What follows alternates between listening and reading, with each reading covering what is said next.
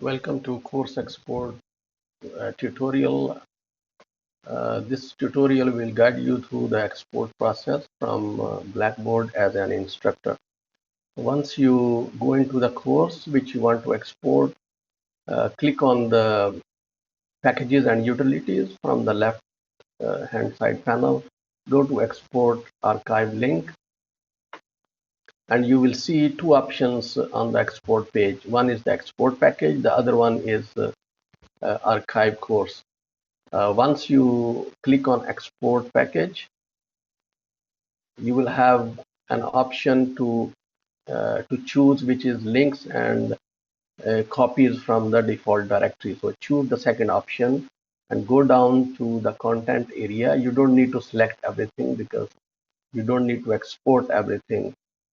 Just choose the important folders you want to export. For example, the content folder, any other folder.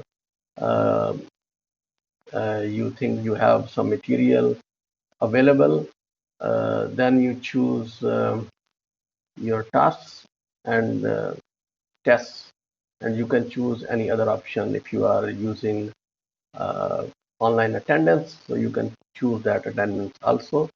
Then simply click on submit.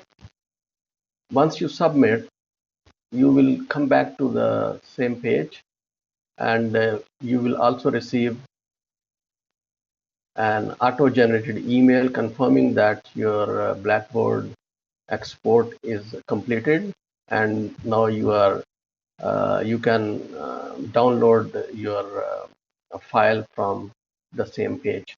So once you go back to this page, just click on refresh, and you will see the file is already exported and is available for you to download on your local hard drive.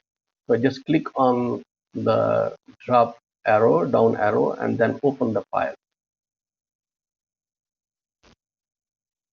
Okay, so this will download the file on your local hard drive for you to save. So this is the process of exporting a course from Blackboard and then importing again at a later stage. Thank you.